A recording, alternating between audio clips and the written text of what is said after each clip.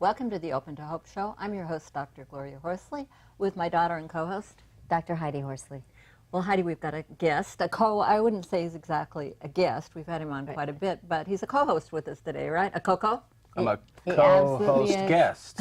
He's a co-host guest, and many of you know him. He is Alan Peterson, the Executive Director for the Compassionate Friends. Thank you. Hi, Alan. Well, hi, and thank you for letting me be part of these very important shows and be the third wheel. I'll try to not get in the way today, but I know we're going to have a good show. I know you're going to have a lot to contribute on the show, and you're going to sing for us, I am going to sing. which is going to be a lot of fun at I think the I'll end sing of I the show. Chase Butterflies today. All right. Oh, I like that song. I'm just Fabulous. feeling that one. I'll Fabulous. do that at the end of the show. Well, you know, as you all know, we are bereaved parents, if you've been watching the Open to Hope show. And we have a couple of people on the show today who've written books that are going to be really helpful to you if you've had a bereavement, if you're trying to get pregnant, if you had a pregnancy loss, all sorts of good stuff going on today. So, Heidi, why don't you introduce our guests? I will, and I'll start off by saying I'm actually a bereaved sibling. So I am the voice out there for the siblings. I'm sorry, I forgot. That's okay. We're used to being forgotten. And that's why I'm here, so that I can be the voice out there for us. So I will bring in that piece too. And like my mom said, we're going to have a great show with some really good guests. We're going to talk today about defining moments and loss. And we have two guests on, Melanie Warner and Nancy May. Melanie is a journalist, and she is the author of Defining Moments, Coping with the Loss of a Child. And Nancy May is the author of The Energetic Fertility Method, Tools for a Healthy Conception and Beyond. And she is a life transition coach and an energy practitioner. And then, as you said, we're going to close with Alan singing about butterflies. Awesome. Hey, thank you guys for being on the show today. Yeah. Hello, Thank welcome. you. Thank you for having us. It's Great such an honor to be here. It's great to great. be here. I just love both of your books, and I think we ought to kind of separate. We'll start out with Melanie Warner talking a little bit about your book. Do you want to show it up there? The Defining Moments, Coping with the Loss of a Child. Yes. So, and I have a chapter in there, a Yes, little you do. piece, and you interviewed 50 people, right? Right. We have about 50 different stories of parents who specifically went through the loss of a child. All different types of scenarios. Some parents actually lost more than one child. We even have a story of one woman that has lost 8 children. Oh my gosh. And has survived that. So there's a lot of resources and a lot of hope in every single story. Awesome. Well, talk to us about your story, because you had a story of coming to this and why you wanted to produce this. You're a magazine publisher. Yes, Many yes. magazines. You've Yes. been in the movies, all sorts of things that we've Yeah. talked about, but you had a loss, right? I did. I lost my son Carson in 2005, and he was a baby. It was a series of many events at a hospital. There was medical error and a lot of negligence, and it was really difficult because I almost lost my life at the same time. And I'll tell you, nothing puts your life in perspective more than when you think you're going to lose it. So, and nothing in life really, when your child is sick, nothing else matters either. It doesn't matter what kind of car you drive or what kind of hair day you're having or any of that stuff. It just really takes this really quick, like, vacuum seal and puts your life in immediate perspective. And we had to make a decision after he passed away not to sue the hospital. We made a very distinct decision to forgive them because I did survive even if he didn't. And I really believe that that process of forgiveness and the energy from that decision led to my own healing and helping other parents get through that transition and ultimately writing this book. Wow, you know, those are a lot of topics, Ellen and Heidi, that Yeah. I know we've connected with forgiveness and lawsuits. I mean, we know Absolutely. people going through these lawsuits that can really... Well, I think when people are fighting for justice, and people have that, certainly have that right, but sometimes it's hard to grieve when you're doing that. The thing about your book, and speaking with you earlier, that I really like is you tell a lot of different grief stories of different types of loss, but you also offer resources with each story. Can you talk a little bit about that? Yes, and thank you for mentioning that, because that was one of the biggest healing moments for me as a parent, is talking with other parents. And when I could see that there was a parent, I mean, here I was literally one day out of, you know, in my grief, in 1 week, in 1 month, and sometimes it was minute by minute, as you guys know too. And when I could see a parent who was 10 years out and see that they were breathing again and they were living again and they had joy in their lives without feeling guilty, I wanted to get to that stage, and they gave me hope. And even when the parents didn't feel like they were 100%, just what they had survived and just being able to share that story with someone else gave me hope. So we started sharing these stories on a local level in our magazines in Central California, and the impact that they had was pretty profound on other people just by sharing them. And at the end of each story, each parent was, we asked each parent to put their contact info. So we've had a lot of people who've read the book and reached out and spoken to those parents, and many people that gave Compassionate Friends as a great resource. If their son or daughter died of suicide, there were suicide resources. If there was an illness, if it was, distracted driving, I mean, whatever the cause of death was, we have scenarios for each one and healing resources. So it's great. I mean, it's a dark thing to go through, as we all know, but it's like having somebody say, I've survived it, I'm going to take your hand, and I'm going to walk you through this journey, and it's the darkest point of your life. So it sounds like, Melanie, it helped you also. Absolutely. Because like you said, it made you realize that you're not the only one that's been through this. Right. And you held on to people that were further on in their journey as lifelines. Absolutely. So that you could say, hey, you know what, I'm not there yet, but I'm looking at this person further along, and they've had hope. So I know that eventually, someday, there is that idea that I'm going to have hope again. Right, and because when it happens, if you go out and you start trying to research resources, you start seeing all the negative stuff. You start seeing how, people, there's divorce, or there's alcohol, or there's drugs, or suicide, or people contemplating suicide because they don't know how to handle their grief. And at that time, there didn't seem to be a lot of resources. And most people, when they're in pain, they don't naturally reach out to people. And I think that's the number one thing I realize, is that there comes a time where there's a choice, where you can either be bitter or you can be better. Yeah, I think in a book like yours too, there are a lot of books out there where, I'm telling my story. Right. But what works for me might not work for Gloria. And by telling that, wide variety of stories and different types of losses, it shows, it allows people to grieve their own way and to show different styles. Because Absolutely. we grieve differently. No two of us grieve the same, even if we've had the same loss. Even a husband and wife who had the Exactly. same loss may grieve very differently. And I'm really pleased that we have several dads that also shared stories, and moms. So there's different perspectives of grief, and what their example was. And I think there was a lot of healing moments for me in writing this book too. Let's get to that in a minute, because I want to get to our second guest also. And I wanted to talk to you a little bit, Nancy May, about, we talked about different kinds of losses. Right. And you certainly talk about different kinds in your book. Do you want to hold your book up there? Sure. Yeah, the energetic fertility method, tools for a healthy conception and beyond. Definitely, the first big loss in my life was the loss of my mother when I was 10. And that definitely changed my life and my path. And so she's in the dedication of my book. I also talk about a miscarriage and a pregnancy termination that I decided to go through with as some of the losses, my personal losses, as well as the clients that I work with. Many of them go through miscarriage and pregnancy terminations as well. And those are it's tough. terrific losses. Yeah, oh my gosh. It was, for me, I remember someone mentioning to me, the miscarriage, I was devastated. I was so downtrodden, and it was so helpful when someone said to me, you know what, Nancy, it was like losing a spouse to you. And it was. I was so connected with this little being in me, and I had no idea that I was going to have such a strong reaction, and it was just, it was so nice for someone to validate that having that strong of a reaction was okay. And it is validating, because I've had 2 miscarriages, and it is such a minimized loss. Yeah. And we do bond, and like you said, for me and for a lot of people that I know that have had miscarriages, you don't only lose your pregnancy, but you lose the future you thought you were going to have.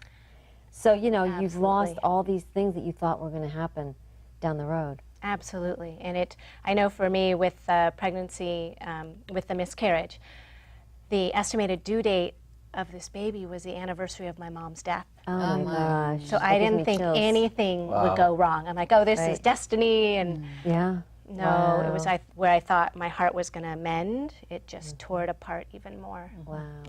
And talk Yeah. about the decision to terminate a pregnancy. How did that happen? And that's got to be a huge loss that a lot of people will identify with this. And I think it's very courageous for you to talk about it because Yeah. I think there are probably a lot of people watching this who haven't ever talked about that.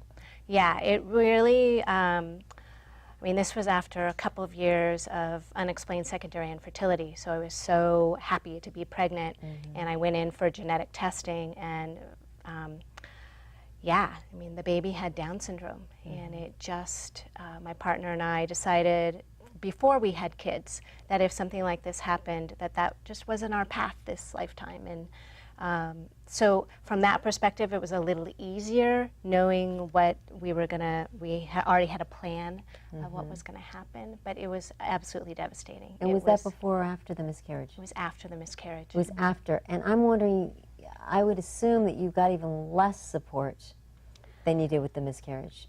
I did, yeah, because it is, I mean, it is a choice. Right. It could have gone on, and it could have been, chances are the baby would have, gone through birth and survived. However, it was a lifestyle choice for us and our child. And to this day, I still feel like it was the absolute best decision for me and our family. I think that's a good point where you say for me. Yeah. Because Right. it is not the best choice for everyone. And Exactly. you really have to look at it on a case by case and what people. The issue is, and you said it before, is that there is a lot of women out there that have had this situation and have terminated a pregnancy, and they basically grieve in silence. Yeah. Yep. Because they can't tell anybody, because there's a lot of judgment out there also. Yep. Yep. So, like my mom said, it's pretty courageous that you would come forward and talk about it, because there's a lot of women out here that are going to listen to the show and go, okay, I'm not alone. Yeah, and I think, I mean, even the clients that I work with, I think it's so important to be able to talk about it, to bring that out, because it's stored in us. And unless we get, when I talk about it in an energy fashion, but unless we get that energy moving, it's like this stagnant stuff that's in us. And it's so powerful to be able to tell our stories. And I always recommend to tell it with someone you feel really safe with, and someone who, at least to begin with, of course, and someone you feel like who's not going to make judgments towards your choices.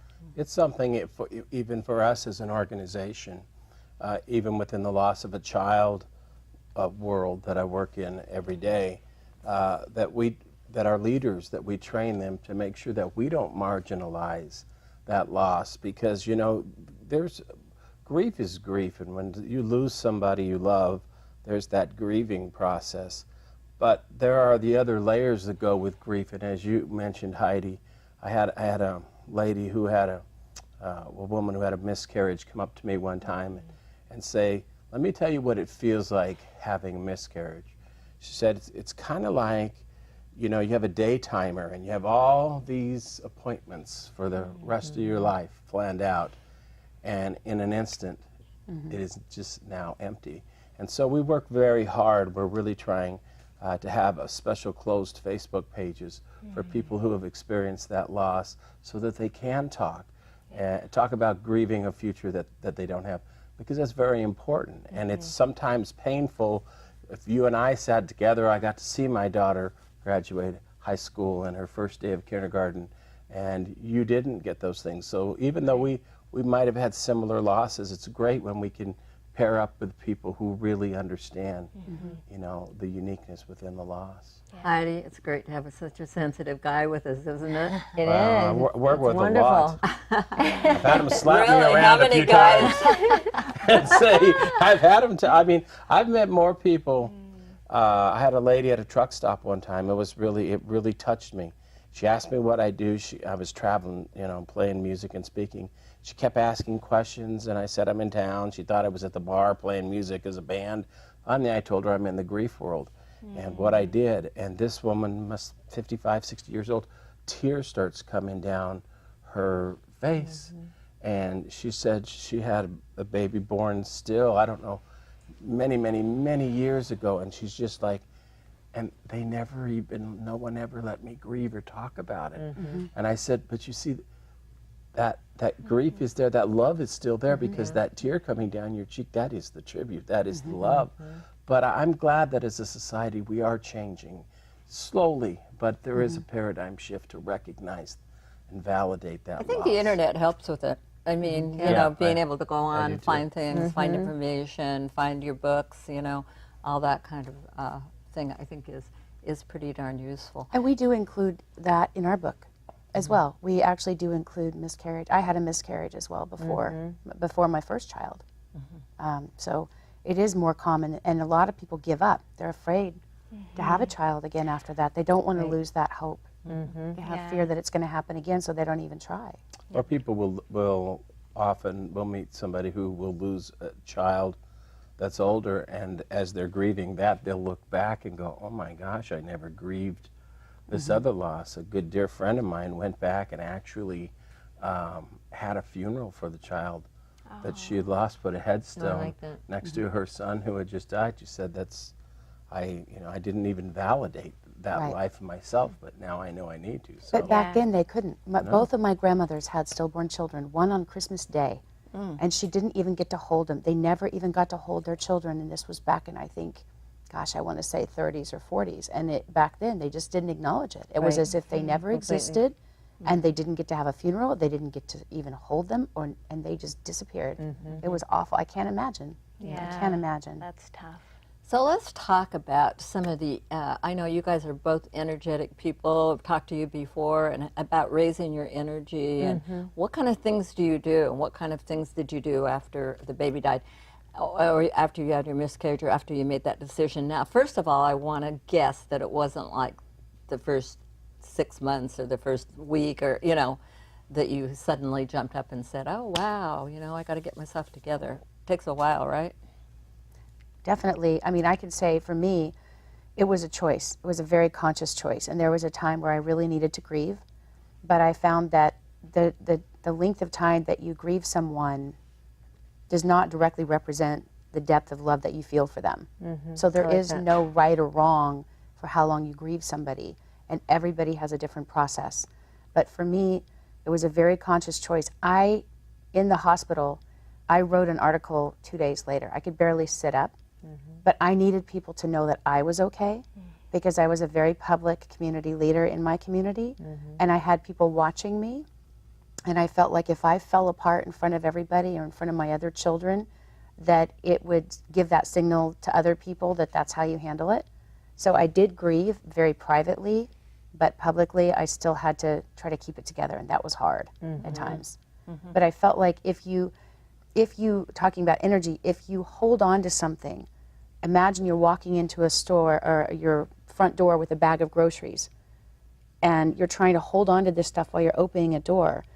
If you don't let it go or put it down, you can't receive anything new. So if you're holding on to negative, bad energy or sad things or angry things, then I believe you can't be blessed with new things. And Nancy, you I got like some that. ideas about, for people who've had pregnancy losses and that kind of thing, how to get your mind around the fact that you could have a successful pregnancy, right? Absolutely. There's a lot of things that I talk about in my book about affirmations and positive thinking. I also talk about the fact that if you're still grieving, that's okay. That's great. You know, honor that. And you can have either like a celebration of that connection with that baby. I know I did that, and it was very powerful for me. Sometimes even writing a letter to that particular baby is really helpful. There's so many ways to shift that energy. As you were saying, if you're gonna either not talk about it, it just stays there. If you're not gonna process it, it still stays there. There's a way to get the energy moving, and in order to bring something else into your life, you gotta get that energy moving first. Now, what about guys? Here's Alan, a sensitive guy, but what about the other guys? Do you feel that the guys in your world were as supportive as they could have been, and what suggestions do you have for guys? And maybe, Alan, you can chime in on this.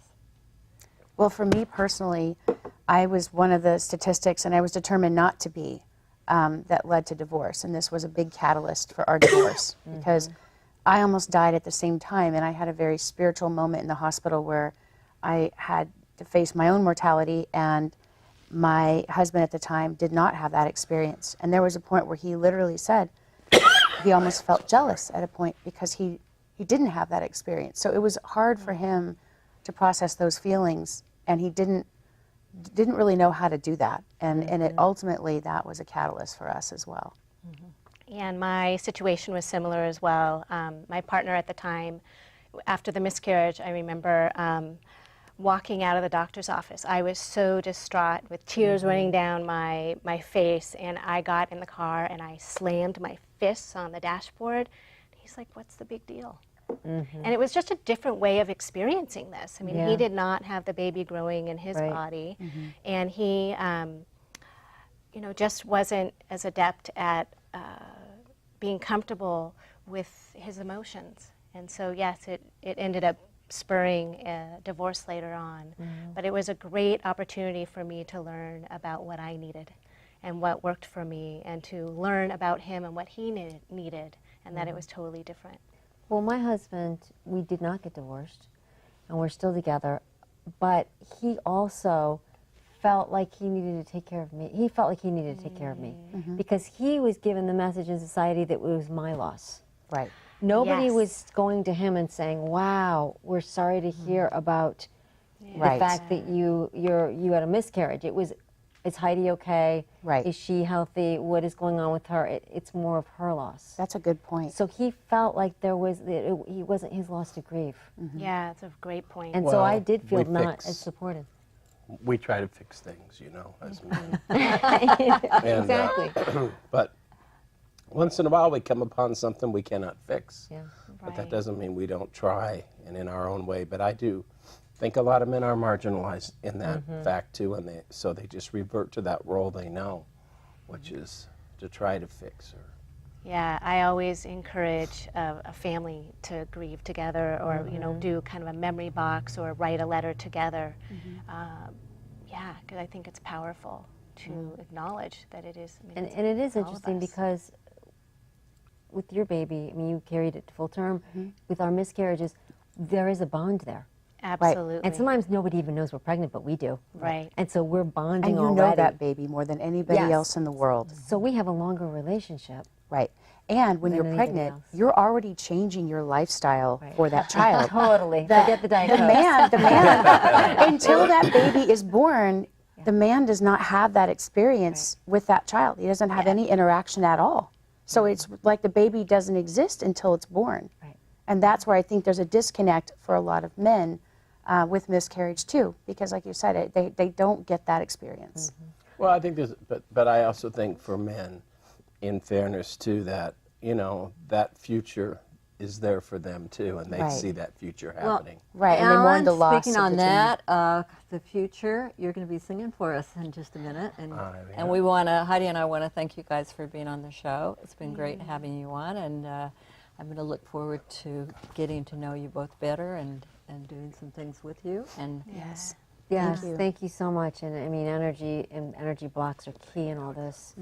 And so important. And I would recommend getting both of your books to anybody out there because they're fabulous books. So thank you for being on. Thank Yeah, you And for thank you having for me. very watching much. the show. And now we're going to have Alan Peterson sing.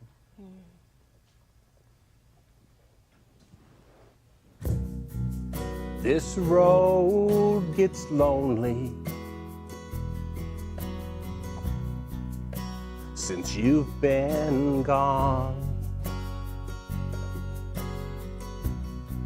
The only thing to console me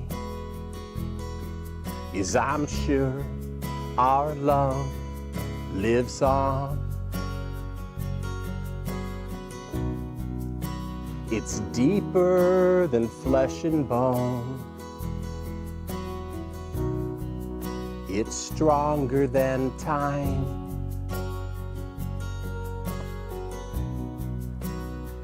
And it keeps you close to me.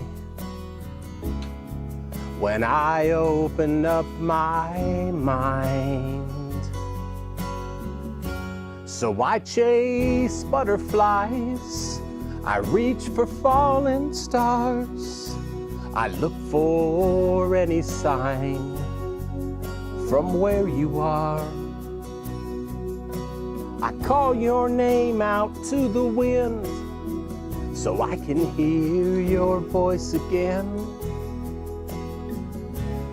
Death can't keep us apart, 'cause I know you by heart.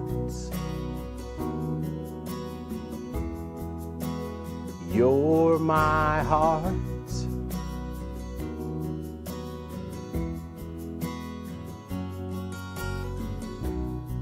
Well, people think I'm crazy,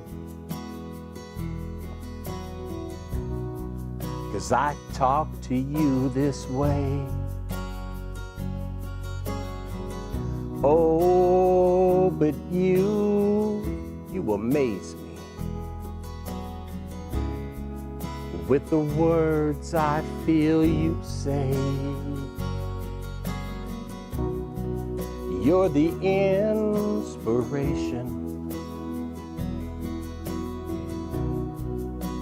that keeps me strong. And I know you're just beyond my touch, but you are never really gone.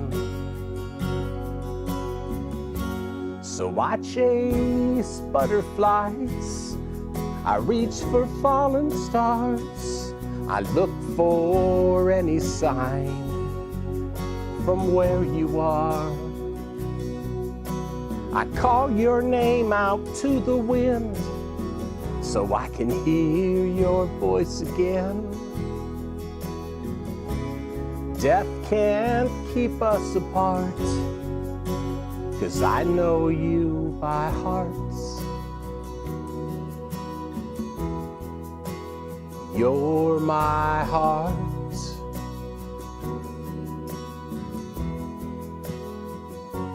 Yeah, I chase butterflies. Baby, you're my heart. I'm gonna keep on chasing butterflies.